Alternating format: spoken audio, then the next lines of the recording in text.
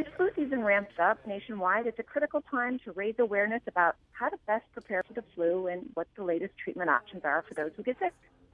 Joining us now is Dr. Michael Eisen from the Feinberg School of Medicine at Northwestern University with more information. Thanks for joining us. Thanks for having me.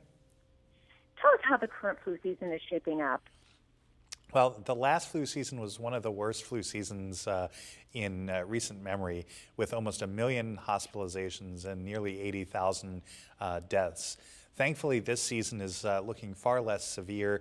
The predominant virus this year is the H1N1 virus, which tends to be a milder virus than the H3N2, which was one of the predominant viruses last year. In addition, the flu vaccine is a much better match with circulating strains, and so this all should combine to be a less severe season than last year. So tell us what the best way is to prepare for flu season, and what can people do, especially those with families? What can they do if they contract the flu disease? Yeah, well, the most important thing to do is to get the flu shot. And this is particularly important not only for the parents, but also for the kids.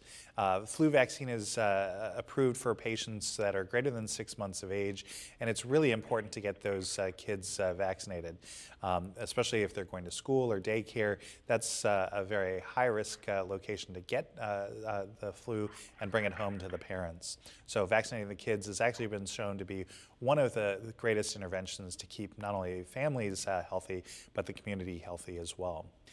If people do get sick, the important thing is to not only not go into work yourself, but if your kid is sick, make sure you keep them at home. You don't want to send a sick kid to daycare or school and get other kids sick as well.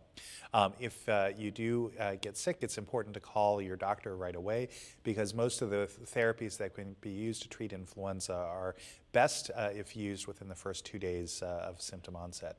In addition, the usual things that we do to prevent spread of germs, careful with your cough and sneezes, and making sure you wash your hands on a regular basis to reduce the risk of transmitting viruses or infections. Are there any new flu treatments available this year? Yeah, we're very lucky, and I've been honored to work with Genentech, who's recently gotten a drug called Xofluza approved for the treatment of influenza.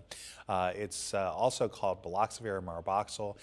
It's approved for children as young as 12 and adults. The medication works in a different mechanism than some of our older flu drugs like Tamiflu, and has the advantage of a single dose, and the treatment is complete.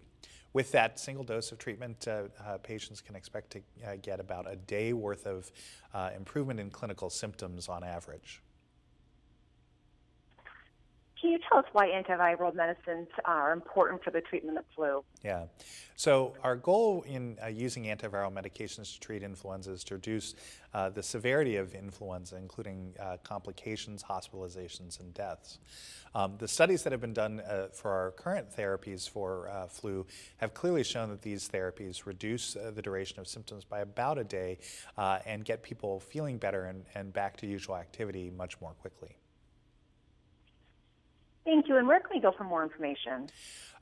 To get more information on the flu or the new flu medication, Xofluza, you can go to Xofluza.com, Xofluza.com. Thank you, and thanks so much for joining us. Thanks for having me.